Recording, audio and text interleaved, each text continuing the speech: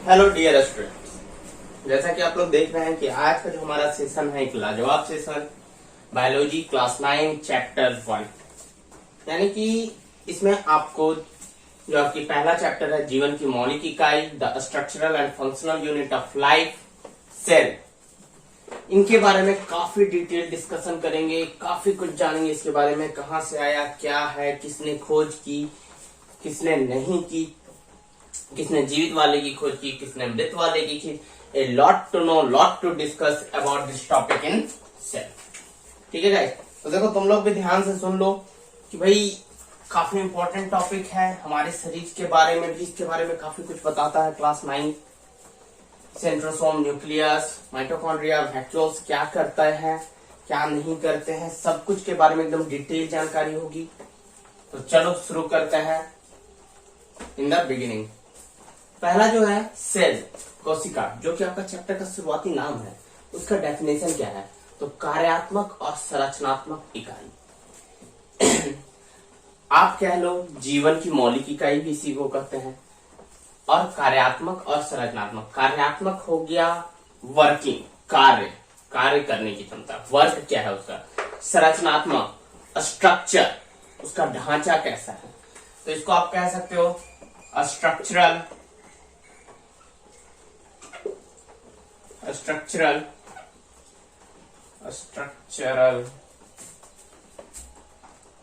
And functional unit of life,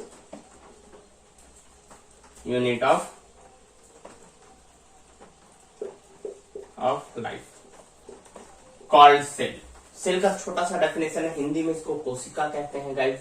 ठीक है, कार्यात्मक और संरचनात्मक इकाई, इकाई का मतलब होता है यूनिट। जैसे वंस प्लेस इकाई का प्लेस माना जाता है ना, टेंस प्लेस दहाई का प्लेस, उसी तरह इकाई एक यूनिट होता है जो सबसे छोटा होता है। यानी कि अगर आप अभी पढ़ोगे तो आप जानोगे कि हाँ, शरीर का जो सबसे छोटा यूनिट होता है, सबसे छोटा भाग, उसको कोशिका कहते हैं, सेल कहते हैं, इससे छोटा कुछ नहीं होता है। लेकिन जब आप आगे पढ़ोगे तो जानोगे कि यही सेल्स में आगे भी न्यूक्लियस भरे हुए हैं, माइटोकॉन्ड्रिया है, न्यूक्लियस के अंदर भी जब न्यूक्लियस को छीलोगे तो देखोगे उसके अंदर जीन है, डीएनए है, आरएनए वगैरह है। तो काफी कुछ उससे भी छोटे छोटे आपको मिलेंगे आगे जाकर के, क्योंकि बायोलॉजी और फिजिक्स केमिस्ट्री जो भी होता है गाइस, वो आपका पता है कि ये कभी खत्म होने वाला टॉपिक है नहीं, आप भी इतनी जानते हैं। तो ये अभी पढ़ाया जाएगा क्लासेस के अनुसार, फिर इसके आगे डिटेल में मिल जाएंगे। बायोलॉजिकल नेम, साइंटिफिक नेम इसका साइटो होता है। अब देखो गाइस, बायोलॉजिकल नेम क्या होता है? जैसे कि आपको पता है कि सभी विद्वान लोग जितने भी थे हमारे देश में क्या, यानी पूरे विश्व में, सब अलग अलग भाषा के रहते हैं, अलग अलग भाषा के लोग रहते हैं, अलग अलग देशों से आते हैं, तो उनमें कम्युनिकेशन प्रॉब्लम हो जाता है। कई बार वे लोग चाह के बिना एक साथ एक जैसे चीजों को नहीं कर सकते हैं। जैसे मान लो कि सेल पर ही कोई रिसर्च चल रही है, ठीक है, जैसे अभी हाल ही में एक प्रोफेसर का रिसर्च आया है कि जो हमारा बॉडी है वो आदि मानवों से बना हुआ है, मात्र 2% कॉपी हुआ है, बाकी सब नियंडरथल मानवों से हुआ है, बाकी का 93, और बाकी चीजें अभी भी अज्ञात। ठीक है, तो कहने का मतलब है कि हमें अपनी भी बॉडी के बारे में बहुत कुछ नहीं पता। उत्पत्ति कहाँ से हुई, सोर्स ऑफ ऑरिजिन क्या था, शुरुआत में पता था बंदर थे, ठीक है, लेकिन फिर धीरे धीरे पता चला कि बंदर नहीं थे। अब बंदर क्यों नहीं थे भाई? क्योंकि देखो, बंदर जो थे वो अगर हमारे पूर्वज थे, तो आज के बंदर फिर मानव क्यों नहीं बन पा रहे? कॉमन सी बात, समझ रहे हो कि उस टाइम के जो बंदर थे वो मानव, उस समय के बंदर धीरे धीरे मानवों में कन्वर्ट हो गए। पहले पूंछ खत्म हुई हो, ठीक है, वगैरह वगैरह। तो आज के जो मानव है, बंदर है, वो मानव में क्यों नहीं तब्दील हो रहे? तो ये बड़ा प्रश्न था, और इसलिए इस टॉपिक को हटा दिया गया कि मानव की प्रजाति बंदर है। तो हमें आदि मानव, नियंडरथल मानव वगैरह की प्रजाति माना गया है, और अभी भी इस पर रिसर्च जारी है। नए नए साइंटिस्ट आते रहते हैं और इन पर रिसर्च करते रहते हैं। अभी जो सेल का साइंटिफिक नेम है, बायोलॉजिकल नेम है, वैज्ञानिक नाम है, वो है साइटो। क्या है? साइटो। और इसका जो सबसे खास बात है, देखो सबसे पहले समझो कि इसका जरूरत क्यों पड़ा। तो भाई हर एक देश अलग अलग बोली बोलता है, तो लोगों को पता नहीं चलता। जैसे कि मैं इंग्लिश में कह रहा हूँ मैंगो, हिंदी में कहना है आम, चाइना में जाओगे तो कुछ और भाषा कही जाए, जापान में जाओगे तो जापानीज में कुछ और, किसी और देश में कुछ और, समझ रहे हो। तो उसी तरह साइंटिफिक और हर साइंटिस्टों ने क्या किया, हर चीज का एक साइंटिफिक नेम डाल दिया जहां से वो पैदा हुआ है, जहां से उसका ओरिजिन है, जहां से खोज हुई होती है। तो इसका नाम हो गया साइटो। आम का हो जाता है मैग्निफेरस इंडिका, ठीक है। फिर हो जाता है शेर वगैरह का पैंथेरा लियो। हम लोग का हो जाता है ह्यूमन बीइंग का होमोसेपियंस, और यही होमोसेपियंस की प्रजाति पर खोज की गई तो बताया कि होमोसेपियंस से तो मात्र 5 से 8% हम लोग कॉपी हुए, बाकी 93% निएंडरथल मानवों से प्रेरित है हमारा शरीर। और निएंडरथल मानव जर्मनी वगैरह में रहा करते थे, हैक्समबर्ग तरफ, ठीक है। ये बात का टॉपिक है, इस पर बाद में चर्चा करेंगे। तो आगे देखते हैं। तो इसी तरह सेल का भी जो साइंटिफिक नाम पड़ गया वो पड़ गया हमारा साइटो। तो होमोसेपियंस किसका हो गया, ह्यूमन बीइंग का। तो इस तरह करके हम लोग को जरूरत पड़ा साइंटिफिक नामों का। समझ में आया साइंटिफिक नेम क्यों जरूरी है भाई। अब बात करते हैं हम लोग कोशिका का अध्ययन। मान लो जब तुम आगे जाओगे तो सिर्फ कोशिका देखो, साइंस में अगर देखा जाओ तो साइंस में आगे जाके 50 से भी अधिक अलग अलग पार्ट है, 50 से भी अलग अलग पार्ट, ठीक है। आपको मैं बता दूं कि वाह चलो लाइन आ गया, आप सच्चा बताओ, पूरा बोले ना, बोले वाले।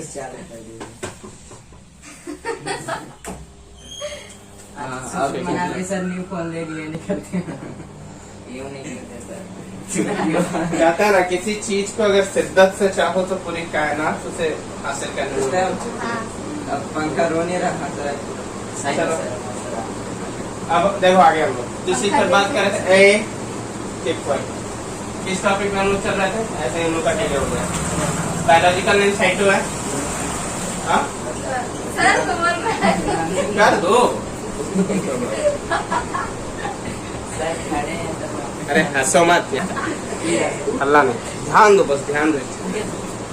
देखो हम देखो प्रॉब्लम क्या है कि अगर तुम लोग हल्ला करोगे तो मेरा ध्यान भटक जाएगा, और ये सब चीज जब साइंस पढ़ाएंगे तो हमको बुक का जरूरत पड़ेगा नहीं, तब बैठा हुआ माइंड में। अगर माइंड से छिटका तो हम दोबारा बुक नहीं देखने वाले, तो इसलिए गलती तुम लोग करेगा, हमको मत बोलना। शांति से चुपचाप से पढ़ो। क्या बता रहे थे, बहुत कौन सा बहुत टॉपिक। से रहते हैं। बहुत से साइंस में बहुत साइंस में अलग अलग ब्रांचेज रहते हैं, तो 50 से ऊपर के ब्रांचेस रहते हैं, ठीक है। जैसे अभी आप लोग पढ़ रहे होगे तो आपको 3 पता होगा, फिजिक्स केमिस्ट्री मैथ, ठीक है। अभी फिजिक्स केमिस्ट्री मैथ में भी अलग अलग पार्ट्स खुलते जाएंगे और अनगिनत बढ़ेंगे, ठीक है। अभी एक साइंस में एक नया पार्ट खुला है और ये बहुत जरूरी था। मेडिकल लाइन में एक नया पार्ट खुला है, अभी बना। तुम लोग जानते होगे कि जैसे कोई बच्चा है या कोई बड़ा आदमी, उसका पैर मुरक जाता है, मोच आ जाती है। इंडिया में क्या है, कोई दादी अम्मा, बूढ़ी अम्मा, बूढ़े दादाजी के पास ले जाओ, लोग बैठा देते हैं मोच को, 5 सेकंड से 10 सेकंड लगता है, और वो बदले में कुछ मांगते भी नहीं है। कोई मांगते भी नहीं कि भैया हमको 1000 रुपया दो, 500 रुपया दो। मांगते हैं क्या, एक डब्बा मिठाई का लेके चले जाओ, बहुत खुश हो जाएंगे। चावल धान जो है दे दो, पैसे दे दो, 20 रुपया भी दे दोगे तो बहुत खुश है, 100 रुपया भी, 1 केजी की मिठाई ले जाओ। अब तो सोचो थोड़ा सा पैर मुरक जाता है या कुछ हो जाता है, तो हमारे इंडिया में ऐसे लोग हैं, आज भी है, कि तुरंत हल्का सा मोच आ जाए तुरंत ठीक कर देते हैं। मुझे याद है मेरे एक भैया थे, उनके जब बच्चा था, ठीक है, सोचो कितना, 6 महीना का बच्चा है। कितना बच्चा है, 6 महीना की बच्ची थी वो, ठीक है। उसका यानी कि अचानक से गर्दन पे मोच आ गई। तो मोच आ गई तो उन्होंने क्या किया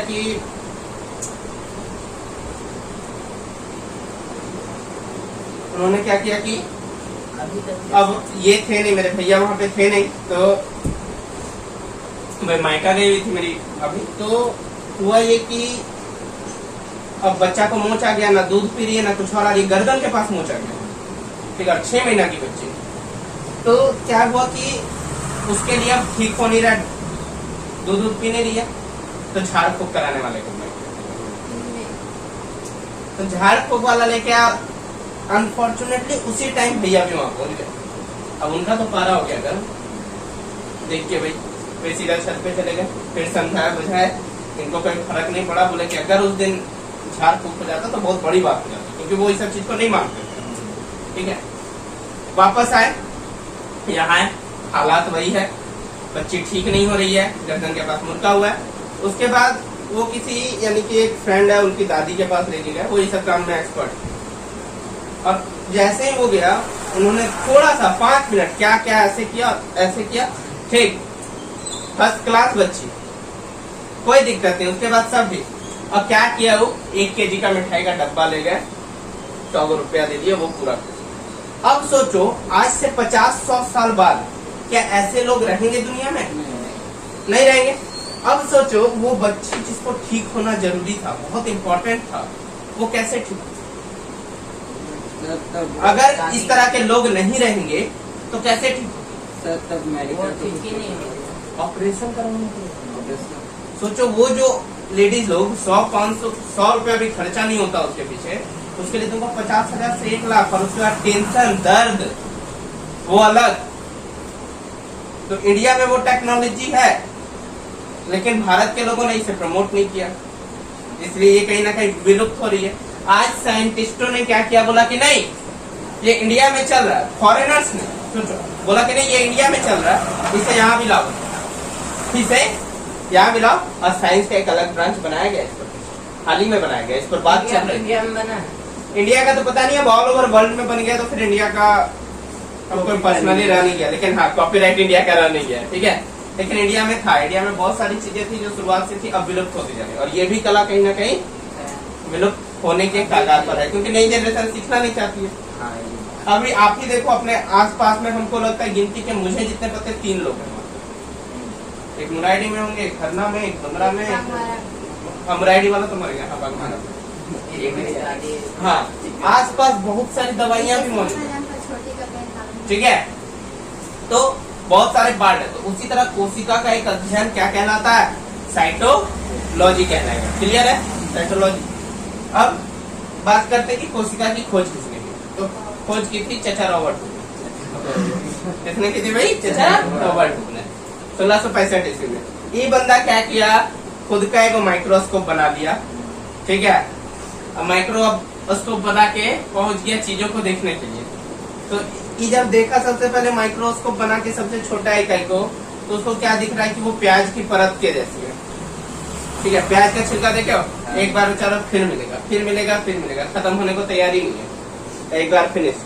तो उस तरह का परत मिला। दूसरा, उसने देखा कि वो मधुमक्खी के छत्ते के जैसा फैला हुआ है। मधुमक्खी का छत्ता आप लोग देखे होंगे, क्या है? पूरा फैला हुआ है। कौन? मधुमक्खी का छत्ता। तो उसने देखा, लेकिन इसने जो देखा वो मृत कोशिका का देखा। किसका देखा भाई? मृत कोशिका। क्लियर है? जीवित कोशिका का नहीं देखा। तभी क्या किया, ये उन्नत वाला थोड़ा बनाया, ठीक है, थोड़ा अच्छा कैपेसिटी का बनाया, एंटोनी वॉन लीवेनहॉफ, ठीक है। ये 1674 में बनाया। ये एंटोनी वॉन लीवेनहॉफ क्या रॉबर्ट हुक का ही कोई? नहीं, ऐसा नहीं कह सकते हो सकता है, लेकिन इन्होंने कोई आधुनिक वाला बनाया, ठीक है। इसलिए होता है कि कुछ ये एक्सपेरिमेंट किया तो कुछ ये हाँ, उसी का चेला चपाटा या पार्टनर कुछ भी हो सकता है। इन्होंने कुछ थोड़ा आधुनिक किस्म का बनाया, तो इन्हें ठीक किया भाई। यही 2 क्वेश्चन जनरली पूछता है कि जीवित कोशिका और मृत कोशिका की खोज किसने किया, कब की। क्लियर है? यहाँ तक कोई दिक्कत, कोई डाउट? ओके, मिटाना है, चलो नोट डाउन। इसके बाद का जो हम लोग का टॉपिक है वो है कोशिका सिद्धांत। क्या है? कोशिका सिद्धांत। देखो, कोशिका के बारे में जो बेसिक चीजें थी वो आपने समझ गए। कोशिका क्या है भाई? कार्यात्मक और संरचनात्मक इकाई है, यानी वो कार्य कैसे करता है और उसकी वो दिखता कैसे है। पहला इस चीज पर टॉपिक था। तो क्या खोज किसने की, ठीक है। कोशिका का साइंटिफिक नेम क्या है, यहाँ तक हमने बात कर ली। अब कोशिका सिद्धांत, ये बहुत इंपॉर्टेंट चीज है, ठीक है। कोशिका सिद्धांत ये किसने दिया? स्वीडन एवं स्वान ने, एवं स्वान, 2 साइंटिस्ट थे। अब देखो इसका मतलब क्या होता है। कहा कि कोशिका, इंग्लिश में सेल, उत्तर टिश्यू, अंग ऑर्गन, और यहाँ शरीर। शरीर मतलब बॉडी। समझो, इसको समझने के लिए सिंपल सी बात है। मान लो आप ईंट लगाए, ठीक है, ईंट लगा के आपने दीवार बनाया, ठीक है, ईंटें मिला के दीवार बनाई ना, और दीवार बना, स्टॉप राइटिंग। दीवार बनाने के बाद आपने कमरे का निर्माण किया, और फिर कमरा जब बन गया तो फिर सारे कमरे मिलके घर बन गए। बस सेम इसी तरह का कोशिका था, सबसे छोटा यूनिट, उसको मिलाया, यानी ग्रुप ऑफ कोशिका, group of cell is called tissue, means उत्तक कोशिका का समूह को उत्तक है, ठीक है। हाँ, कोशिका के समूह को उत्तक है। अब group of tissue is called organ, यानी टिश्यू के मिलने से समूह से ऑर्गन बनता, अंग मिलता, उत्तक के समूह के मिलने से। अंग, अंग मतलब क्या हो गया? किडनी, फेफड़ा, लीवर, हार्ट, ब्रेन, कोई भी अंग। और हमारे बॉडी तो अंगों का भंडार है, एक से बेहतर एक अंग है। और जब सारे अंग मिल गए तो क्या बने? शरीर, बॉडी, ठीक है। अब वो अलग बात है कि कोई अंग खराब हो गया तो बॉडी को कोई फर्क पड़ेगा क्या? नहीं फर्क पड़ेगा। सर अब दिल खराब हो गया तो बहुत फर्क पड़ेगा सर। चलो इस सब पर बाद में बात करेंगे, आगे बात करेंगे कौन सा अंग खराब हुआ क्या। ये समझना, ये बिल्कुल उसी तरह काम करता है जैसे कि ईंटों के मिलने से दीवार बनता है। एक ईंटा मिला, एक ईंटा मिला, तब ना जाके इस पूरे दीवार का निर्माण हुआ। इस तरह करके 4 को दीवार मिला, तब ना एक कमरा बना, और जब ऐसे ऐसे कई सारे कमरे बने तब ना जाके घर बना होगा। यही सिद्धांत कौन दिया? स्लीडन एंड क्लियर है? कोशिका सिद्धांत किसने दिया? कोशिका सिद्धांत का प्रतिपादन किसने दिया? इंग्लिश में इसको कहते हैं सेल थ्योरी। क्लियर है? समझ में आई बात? चलो वेरी गुड, आगे बढ़ते हैं। सर शरीर में आप आधा सा दिए ना। देखो, कोशिका झिल्ली और प्लाज्मा झिल्ली पर हम लोग आज बात करते हैं। अभी झिल्ली झिल्ला होता क्या है सब बात करेंगे। जो आग मिलाते हैं। हाँ? हाँ। देखो, कोशिका झिल्ली इंग्लिश में सेल मेम्ब्रेन, प्लाज्मा झिल्ली it is called plasma membrane. दोनों एक ही चीज है, दोनों एक ही चीज है, नाम अलग अलग है। So don't be confuse, okay. अब देखो होता क्या, जैसे देखो ये है कोशिका, अब इसके अंदर बहुत सारा चीज भरा हुआ है। न्यूक्लियस है, वैक्यूल्स है, सेंट्रोसोम है, माइटोकॉन्ड्रिया है, एंडोप्लाज्मिक रेटिकुलम है, राइबोसोम है, इस तरह करके बहुत सारी चीजें हैं, ठीक है। जिसे हमको कोई, ये एक रफ डायग्राम है एक्चुअल में, ठीक है। अब ये वाला जो झिल्ली देख रहा है, ये चारों तरफ से जो गोल्गी कैसे? हाँ, गोल्गी apparatus ना। हाँ वही तो बोल रहे थे, हंस दिया सर। कोई नहीं, बहुत बदमाश है। अभी नाम एक से एक मिलेगा, चिंता मत करो। तो ये सब जो होते हैं, ठीक है, हल्ला नहीं, ध्यान सुनो। तो यहाँ पे ये वाला जो घेरा हुआ है, ये जो मैंने स्ट्रक्चर बनाया, ठीक है, गोल वाला, ये स्ट्रक्चर एक्चुअल में ये दोनों है। अच्छा। नाम एक ही है, मैं पहले ही बता चुका हूँ, ठीक है। तो ये वाला एक्चुअल में ये, ठीक है। अब ये बना किसका होता है? तो प्रोटीन का बना, प्रोटीन ठीक है। खाते हैं सर। हाँ, प्रोटीन प्योर किस चीज का बना होता है भाई? प्रोटीन का। कोई दिक्कत? अब देखो इसका काम क्या है, जब आगे पढ़ोगे तो इसके बारे में काफी कुछ जानोगे। इसमें भी एक होता है सेलेक्टिवली परमिएबल मेम्ब्रेन, ठीक है। टोटल 9 चीज इसके अंदर रहता है ना। काफी कुछ रहता है, सब आराम से चर्चा करेंगे एक एक चीजों से, ठीक है। जीव द्रव्य हो गया, जीवाश्म केंद्रिका द्रव्य हो गया, यही 2 चीज तुम छोड़ रहे हो ना। कोई दिक्कत नहीं, सारे टॉपिक पे चर्चा करेंगे आराम से। तो ये किस चीज का बना होता है भाई? प्रोटीन का। पाया किसमें जाता है? Specially for animals. प्रोटीन नहीं, ये हो कोशिका झिल्ली, प्लाज्मा झिल्ली किसमें पाया जाता है? एनिमल्स। अब बताओ हम लोग किस कैटेगरी में आते हैं? हम लोग के अंदर पाया जाएगा या नहीं पाया जाएगा? नहीं पाया अरे हम लोग जानवर नहीं है, पाया जाएगा रे। हम लोग से बड़ा तो कोई जानवर ही नहीं है। अगला बार जब हम ये स्ट्रक्चर बनाए थे तो जानवर का अलग था और मनुष्य वाला अलग नहीं। था। तो बताएंगे वो क्या था। तो पेड़ पेड़ पौधों का अलग था हाँ। और जानवरों और हम लोग का अलग था। दोनों चीज को मैसअप मत करो कभी भी, इसलिए बोल रहे हैं हम फ्रेश माइंड से सुनो। एनिमल्स मनुष्यों, ठीक है, मनुष्य भी लिख दे रहे हैं, फिर बाद में कंफ्यूज मत हो जाना। ठीक है, किसका बना होता है भाई? जानवरों का में पाया जाता है, मनुष्यों में पाया जाता है। दिक्कत है? चलो, कि अगर वैसा कुछ करेगा ना तो आजकल का बच्चा लोग ज्यादा तेज है, ठीक है? नहीं, कुछ नहीं करेगा, सब कुछ में तय है वो लोग, सब कुछ में राजी है। जब खाने पीने का बारी आएगा ना तो समझ लो कि तुम लोग के साथ क्या होगा। ज्यादा एक्सप्लेन करने की जरूरत नहीं है, छूट जाएगा हम लोग का। ठीक है? मगर डिपार्टमेंट हम लोग संभाल लेंगे, आप लोग मत संभालिए।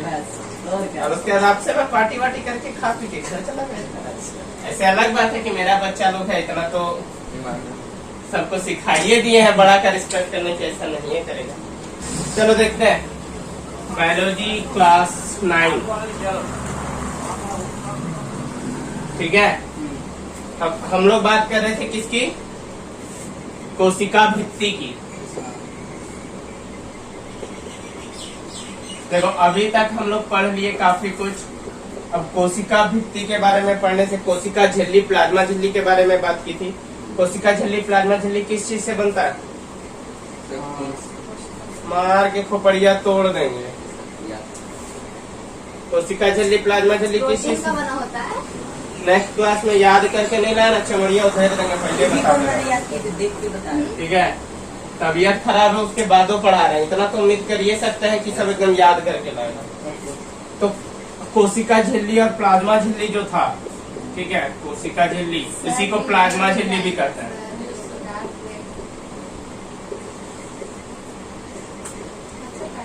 कोशिका झिल्ली यानी कि सेल मेम्ब्रेन, ठीक है?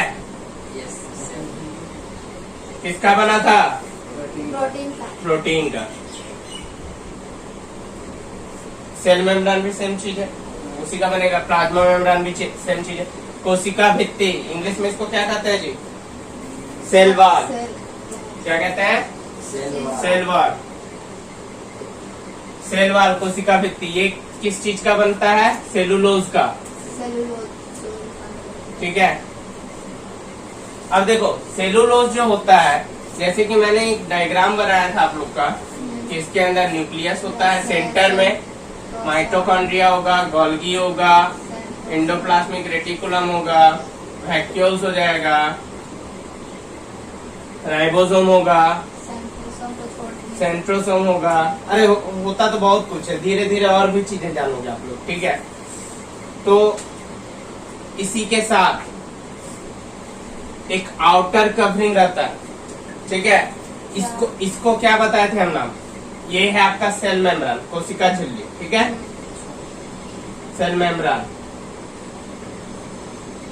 और ये वाला जो है आपका, ठीक है, एक आउटर कवर बना, ऐसे ऐसे कुछ बना रहेगा जब आप माइक्रोस्कोप से देखोगे तब, ठीक है? ये आपका हो गया सेल वॉल, यानी कि कोशिका भित्ति, ठीक है? बाहर है लेकिन नाम भित्ति है। हाँ, देखो सेल वॉल, तो ये एक आउटर कवर रहता है, ठीक है? और ये किसका बना होता है भाई? तो सेलुलोज का बना होता है, अभी अभी बता चुके हैं, ठीक है? सेलुलोज को इंग्लिश से क्या कहते हैं? सेलुलोज करते हैं हिंदी में, जो कहना है, ठीक है? अब देखो सेलुलोज जो होता है, ठीक है, अब ये होता क्या है एक्चुअल में समझो तो देखो, नोट, दरी, चटाई, और क्या हो गया? कागज, ठीक है?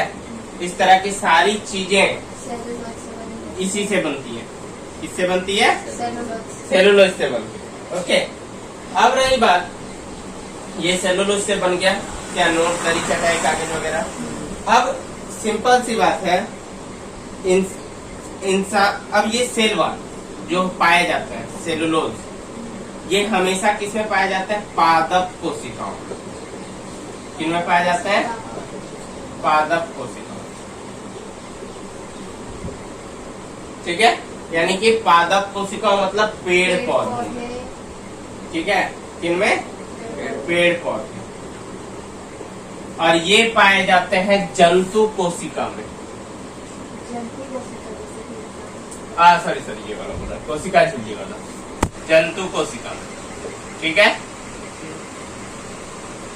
इंसानों, अब जंतु में क्या आ गए? इंसान आ गए, जानवर आ गए, सारे जीवित हाँ, ठीक है। अब इनमें पादप कोशिकाओं में जितने भी पेड़ पौधे आ गए, अब बताओ घास में क्या सेलुलोज मिलेगा? हाँ, बिल्कुल मिलेगा, ठीक है। कागज बनाया जाता है। हाँ, ठीक इसलिए है, पता है। वो अलग प्रोसेस है, वो बताएंगे बाद में कभी, ठीक है। अभी जो चीज समझना है उस पर ध्यान दो। ठीक है सर। घास वगैरह में सेलुलोज पाया जाता है। अब सेलुलोज जो होता है इंसान उसे नहीं पचा सकता, इंसान उसे नहीं पता। नहीं पचा सकता, इसलिए वो कागज को नहीं मत लिया। ठीक है। तो क्या जानवर उसे पचा सकते हैं? नहीं। जो हाँ हाँ? हाँ हाँ। जो लिंगमेंट जानवर होते हैं हाँ। वे पचा सकते हैं। जैसे आपका गाय हो गया, गाय, बकरी हो गई, ठीक है, ऊंट हो गया, सर मुर्गी जो जुगाली करते हैं, ठीक है, जो जुगाली करते हैं। अरे वो बंद नीचे कर लीजिए।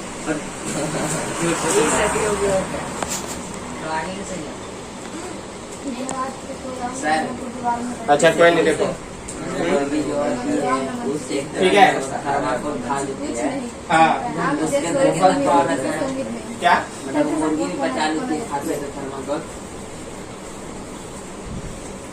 थर्माकोल थोड़ी पचेगा, थर्माकोल अलग चीज है, वो प्लास्टिक से बनता है। वो प्लास्टिक का भी जो सबसे घटिया क्वालिटी है उससे वो बनता है। हाँ, उसको तो सर। इंसान को नहीं खाना चाहिए, तो इंसान का है। अरे वहाँ ठीक है। जाके इंसान को उसमें खाना नहीं खाना चाहिए थर्माकोल में, ठीक है। तो पहले का जो थर्माकोल का क्वालिटी आता था वो तो कुछ ढंग का भी आता था। अभी जो थर्माकोल का क्वालिटी आता है ना वो एकदम सबसे नीचे गिरा हुआ आता है, उससे घटिया नहीं है। तुम देखना गरम गरम सब्जी डालोगे थर्माकोल पे और उसके बाद जब तुम लास्ट में जाओगे तो पूरा तेल जैसा हो जाता है। वो रिएक्शन करता है आपस में, गर्म चीजें आपस में रिएक्शन करती हैं। और वो प्लास्टिक वगैरह, इससे हमारे बॉडी में प्लास्टिक के कण अंदर चले जा रहे हैं, इसीलिए बीमार है। ठीक है। तो ध्यान रखना है ये सब चीजें। हमारा पत्ता मेथड सबसे बेस्ट है वर्ल्ड में। जर्मनी ऑस्ट्रेलिया में जाओगे ना, यही पत्ता वाला पत्थर, अच्छा ठीक है, 100 रुपया, 200 रुपया, 1000 रुपया में बिकता है। वहाँ पे एक ऐसा कितने भाई, एक बंडल 10 पीस 20 पीस का जो भी है, सोच रहे हो एक पीस का दाम 100 रुपया पड़ गया, यहाँ 1 रुपया में मिलता है, कदरे नहीं है, ठीक है। वहाँ पे तुम बोलोगे ना कि भाई हमको एकदम सुकून से सोने वाला कोई बेड दीजिए जिसमें हम सबसे बढ़िया आराम से सोए, वो क्या देगा पता है? नहीं, वो देगा खटिया। और कौन सा खटिया? जिसमें नारियल रस्सी से लपेटा हुआ रहेगा। और उस नारियल रस्सी से लपेटा हुआ का जानते हो कितना दाम रहेगा? 10,000 से लेके 15,000 तक, ठीक है। और वो भी 10 से 15,000 रुपया इंडियन रुपीज में नहीं, वो ऑस्ट्रेलियन डॉलर में। इंडियन रुपीज में अगर उस रेट को तुम कंसीडर करोगे तो 70 से 75,000 रुपया पड़ जाएगा, इधर 500 या 1,000 में हो जाएगा ना। ठीक है। जो भी हो वो मैं बात नहीं कर रहा हूँ। यहाँ हर जगह के अलग चार्जेस कितना होगा जी? अधिक से अधिक 5,000, अधिक से अधिक नहीं, उससे अधिक थोड़ी होगा। लाख में अपना दिमाग कम लगा पाओ, ठीक है। क्या है सर? याद करके लाई नहीं है इसीलिए। याद किए सर बहुत सारा चीज। बताओ तो वैक्यूम्स क्या होता है? क्या होता है सर उसमें? नहीं बताइए, बीच में बोलो नहीं। नहीं जल्दी हाथ निकालो, नहीं बोलो। जल्दी हाथ निकालो। आगे देखो, यहाँ तक हो गया, ये क्लियर है? किसी को डाउट है यहाँ पे समझने में? ठीक है। इंसान इसे नहीं पचा सकते, जानवर में भी कुछ जानवर ऐसे हैं जो पचा लेंगे, ठीक है। ये चीज क्लास 7 का है। क्लास 7 में पढ़ना था कौन जानवर सेलुलोज पचा सकता है, कौन नहीं पचा सकता। तुम लोग नहीं पढ़ा, मेरा गलती ये नहीं है, लेकिन फिर भी अनुसंधान ये पढ़ा। पढ़ाया गया सर, तो हम क्या बुक में दिया हुआ है बाबू, अगर बुक में दिया हुआ है तो हर चीज टीचर के ऊपर डिपेंडेंट रहना छोड़ दीजिए। हाँ सर, अब से छोड़ दो। हर टीचर मेरे जैसा थोड़ी होता बात सही है। है। ठीक है, आगे देखो। अब हम लोग बात करेंगे कोशिका के अंगों के बारे में, कोशिकांग के बारे में। कांग होता है कि अंग होता है? कोशिकांग या अर्थात कोशिका के अंग। ठीक है, चलो आगे देखो। तो कोशिकांग के बारे में जानते हैं कि एक सेल है मान लो, ठीक है, जैसे कि अभी बता चुके हैं, न्यूक्लियस है, माइटोकॉन्ड्रिया है, वैक्यूल्स है, ईआर है, गोल्गी है, सेंट्रोसोम आप है। उसको बार बार क्यों भूल रहे हैं? हम किसी, अरे देखो भूल भी गए तो कोई फर्क नहीं पड़ता, आगे जाके बहुत मैनेज हो जाएगा, क्या फर्क नहीं पड़ता सर, है? पढ़ना तो वही है ना। याद रखिए क्योंकि सबसे बड़ा काम करता है। देखो यहाँ पर जो सबसे अधिक काम करता है ना, जो सबसे मेन है, कौन है सर? वो हम पढ़े लिखवाए भी नहीं करते एक बार, अभी तक एक भी बार नहीं लिखा है। जीव द्रव्य, जीवदर। ठीक है, बताएंगे उसके बारे में, अभी तक हम लिखे भी नहीं कि उसका डायग्राम बनाए भी नहीं किए। ठीक है, तो ऐसा नहीं है कि हम कुछ भूल जाएंगे, जब पढ़ाएंगे तो सारा कुछ रहेगा। देखो एम, माइटोकॉन्ड्रिया, कितना पावरफुल नाम नहीं लग रहा तुम लोग को? बहुत ज्यादा सर। बड़ा खतरनाक चीज है। देखो हम लोग सांस लेते हैं, हम लोग क्या करते हैं? सांस लेते हैं। सांस लेते हैं, ऑक्सीजन लेते हैं, लेकिन ये ऑक्सीजन पहुंचता कहाँ है? लंग्स में। छाती में, फेफड़ा में, आ गया फेफड़ा तक, उसके बाद खत्म, टाटा, नहीं ना। फेफड़ा से कहाँ पे जाएगा फिर? बॉडी के हर एक कोशिका में, हर एक सेल में जाएगा। ठीक है, फेफड़ा से लेकर के, तो यानी कि ये जो हम लोग का फेफड़ा है, ठीक है, वो क्या है? बस एक टंकी है, ठीक है, जो ऑक्सीजन को क्या करता है? स्टोर करता है। कितना देर के लिए सर? और मान जितना देर तरह कैपेसिटी है, 5 लीटर तो होगा ही। नहीं सर। 5 लीटर मतलब समझते क्या होता है? हाँ? एक बार में तुम कितना हवा ले सकता है? 1.5 मिनट से अधिक तुम सांस ले सकते हो? नहीं सर। नहीं। लगातार कितना था? ले ही नहीं पाओगे अधिक देर तक। 1.5 मिनट छोड़ो, 1 मिनट नहीं रह पाओगे। 1 मिनट 30 सेकंड मुश्किल है। से ज्यादा नहीं होगा। ठीक है, कहने का अर्थ है कि ना ही आप अधिक देर तक सांस रोक सकते हैं, ना ही आप कंटिन्यू सांस ले सर। ले सकते हैं। बात समझ में आई? तो इसलिए देखो कारण क्या है, माइटोकॉन्ड्रिया का काम क्या है? इसका पहला काम है O2। मेरा वाला तेरा। देखो ये माइटोकॉन्ड्रिया जो होता है, ठीक है, सबसे पहले समझो कि माइटोकॉन्ड्रिया का खोज कौन किया था? कौन खोज किया था इसका? सर हम्म? आर्टमैन सर, उसका हम्म। नाम क्या नाम था? अल्टमैन। ठीक है, कब खोज किया भाई? 1886 में खोज किया। सोचो, हाँ। तुम लोग का जन्म से 200 साल पहले ही खोज कर दिया। तबे ना पढ़ रहे 200 साल पहले, तबे ना अभी पढ़ रहे हैं सर।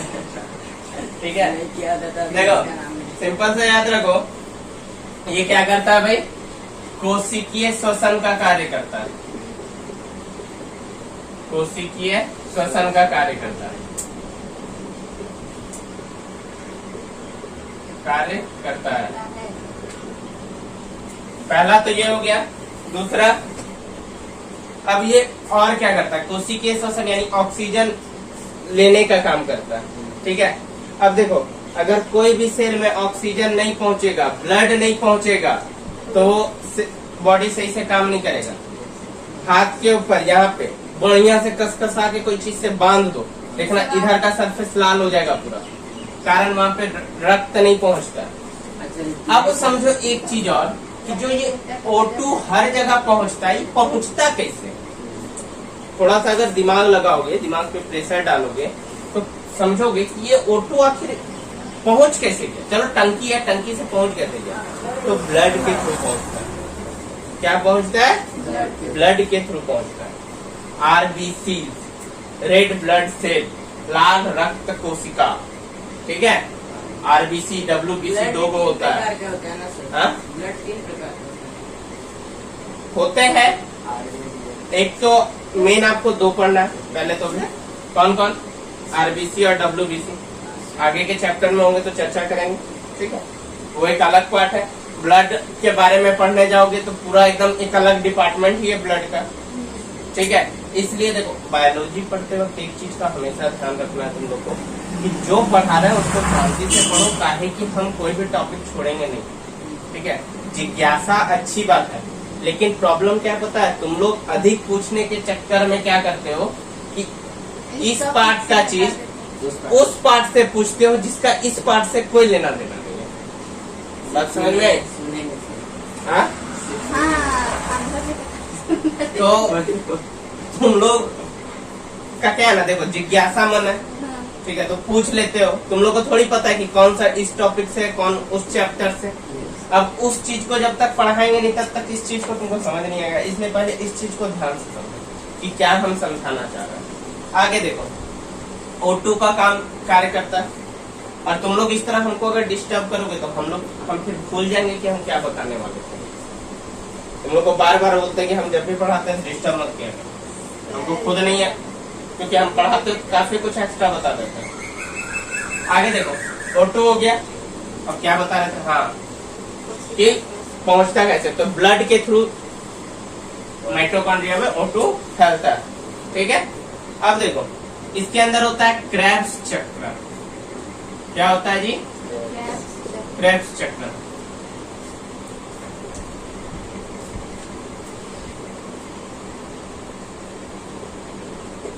इंग्लिश में इसको कहता है क्रेब्स साइकिल। चक्रण का मतलब होता है साइकिल, ठीक है। यानी कि साइकिल में क्या होता है, बार बार साइकिल चलते जाता है पुनः पुनः, तो उसी तरह चक्रण है, ये बार बार होने वाला है, ठीक है। अब इसमें होता क्या है, देखो इसमें होता है कि हमारे बॉडी में एनर्जी बनता है। क्या बनता है? एनर्जी, ताकत। समझे बात को? क्या बनता है?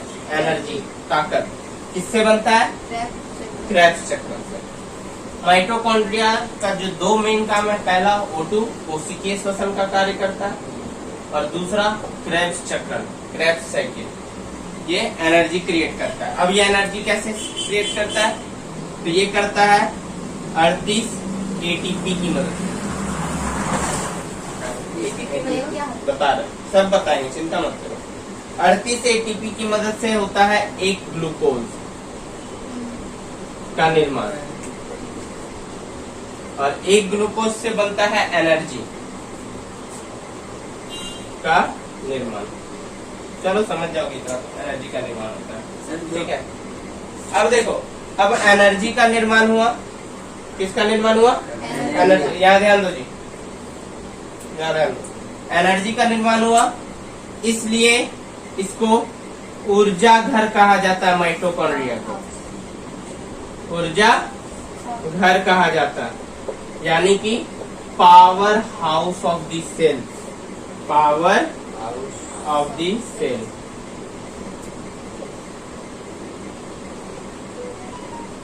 ठीक है, देखो एक मिनट,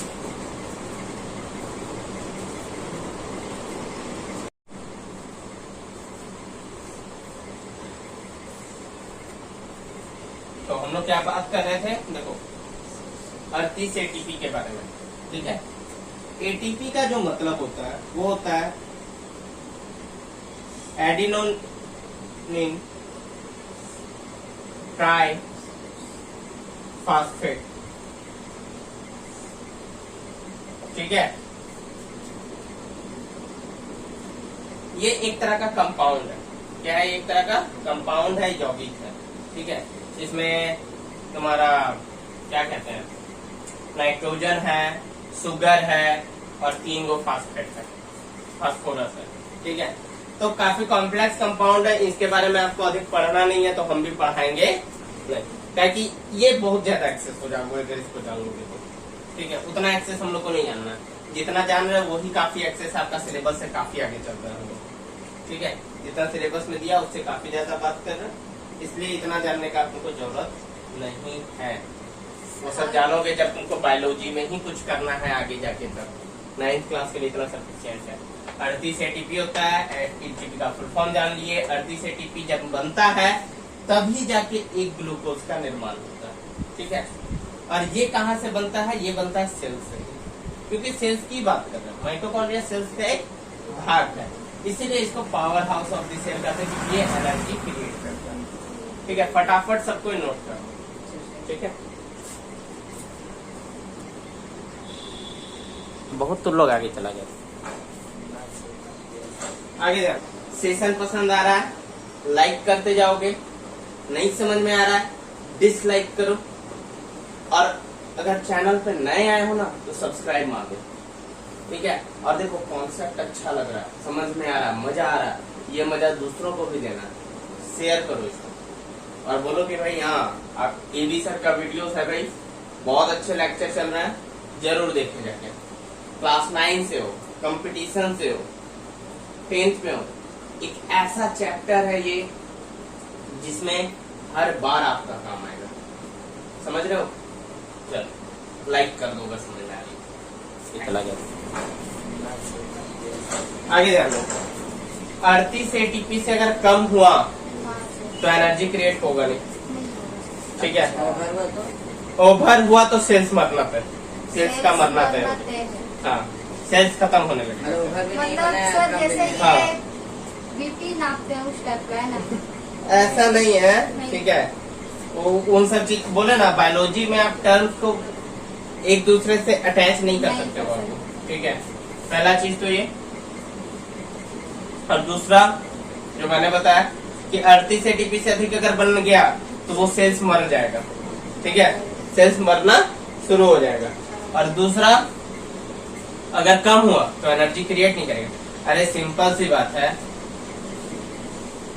कोई कार्टून वार्टून देखे हो जिसमें कोई पावरफुल चीज का एनर्जी खींचने लगता है, या मूवी वगैरह। स्पाइडर मैन में भी जो रहता है वो बिजली खींचने वाला जो रहता है, क्या नाम रहता है याद नहीं है, वो हो गया। या फिर अगर छोटा भीम में देखे होगे तो कृष्णा का पावर खींचने के लिए कुछ आ जाता है, ठीक है।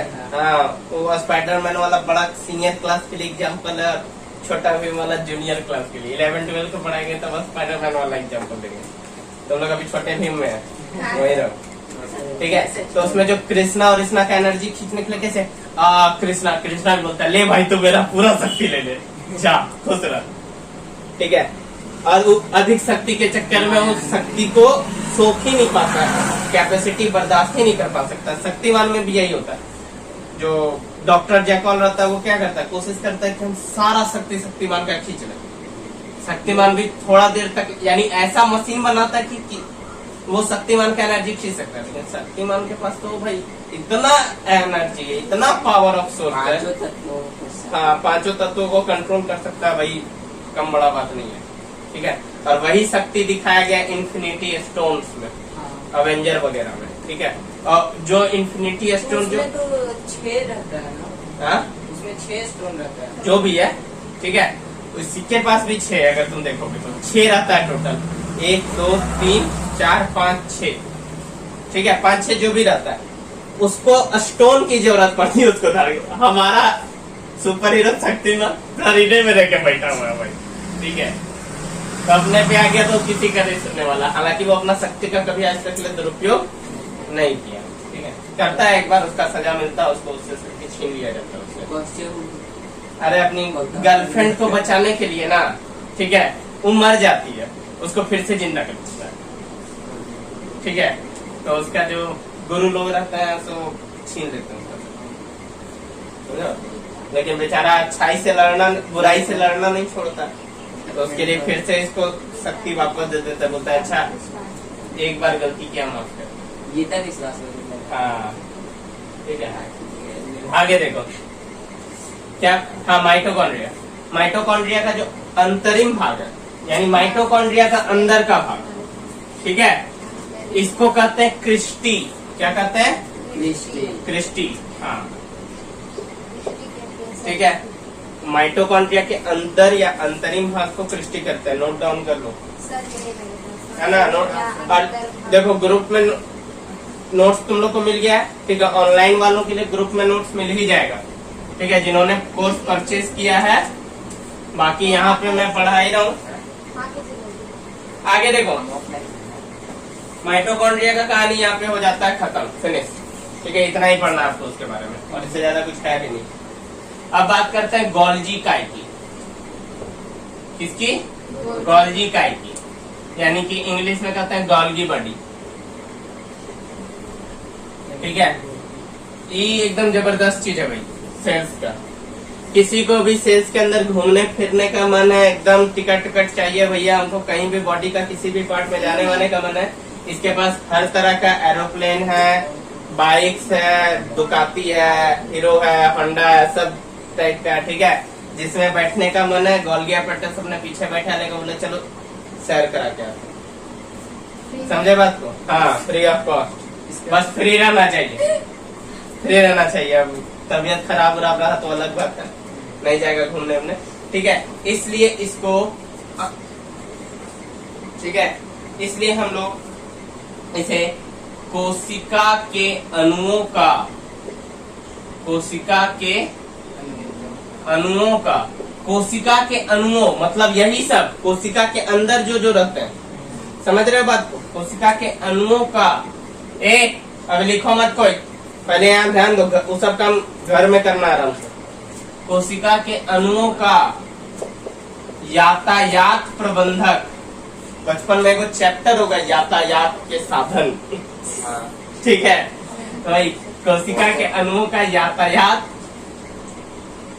क्या बोलते हैं, प्रबंधक कहलाता है।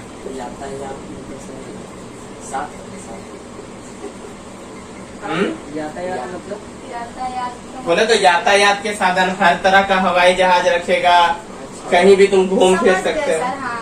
समझ गए ना? हाँ, अब देखो, घूमने का अब उसके पास जरूरत रहेगा। कैसे पड़ेगा ये समझो, ठीक है। ये तो समझ में आ गया, अब जरूरत क्यों पड़ेगा इसका, इसको समझो। यातायात प्रबंधक क्यों करता है और इसका जरूरत होने का सेंस में क्यों है, सो देखो। मान लो कोई दौड़ने वाला है, तो बॉडी का किस अंग का सबसे अधिक यूज करेगा? कोई धावक है, रनर है, तो वो बॉडी का किस अंग का सर्वाधिक यूज करेगा? पैर का यूज करेगा, और यूज करेगा कोई चीज का अधिक, ठीक है। तो उसे पैर की कोशिकाओं में अधिक ऑक्सीजन की जरूरत होगी कि नहीं होगी, ठीक है। तो पैर की कोशिकाओं में अधिक ऑक्सीजन की जरूरत पड़ेगी, यानी कि वहां पे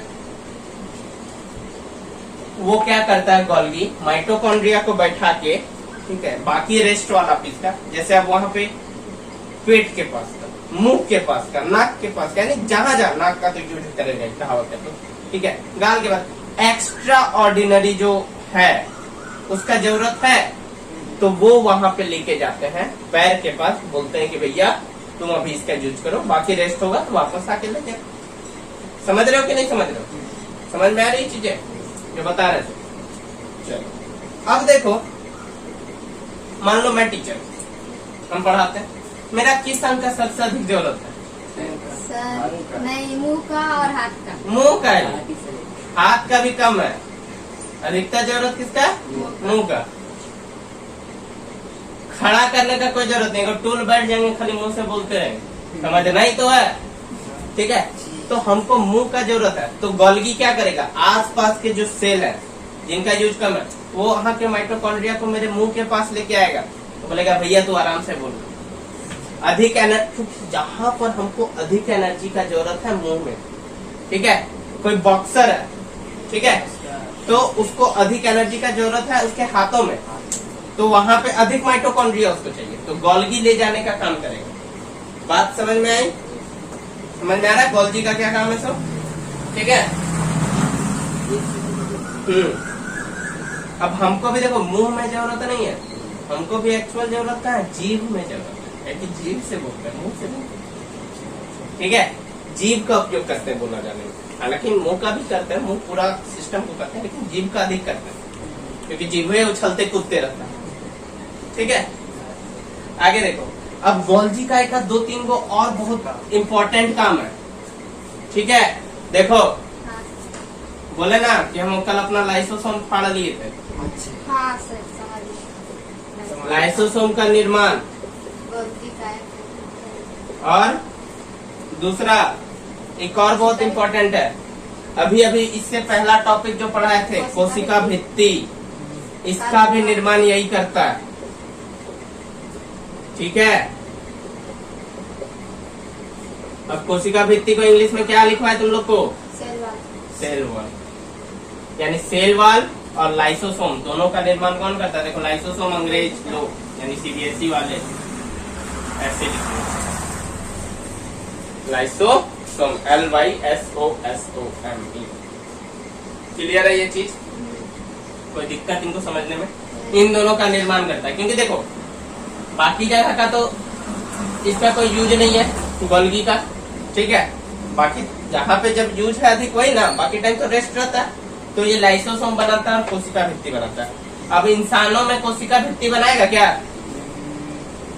नहीं नहीं बनाएगा, क्योंकि कोशिका भित्ति तो इंसान में पाया ही नहीं जाता। सेलुलोज पाया जाता है क्या? नहीं इंसानों से पाया जाता सेलुलोज? नहीं सर, पचा नहीं सकता, रख के क्या वही करेगा? तो बोल रहे सर कि ठीक है। नहीं पाया जाता है। ठीक है, यहाँ तक क्लियर है? एक चीज तो बताइए नहीं, क्या? क्या? गोल्जी का खोज किसने किया? गोल्जी का खोज किसने किया? हाँ ये सही है। कैमिलो देखो तो ये किया खोज भाई Camillo Golgi. Camillo Golgi Golgi है तो इसमें गोल्जी है। नाम का नाम भी गोल्जी है सर। ये चाचा कैमिलो गोल्जी। देखो सिंपल सा बात है, बायोलॉजी वगैरह में या फिजिक्स केमिस्ट्री जितना भी तुम जाओगे ना, जो खोज किया वही नाम रख देगा। ठीक है, तुम भी कोई चीज का खोज करो, तुम भी नाम रख देना, ठीक है, तुम्हारा भी नाम हो जाएगा भाई।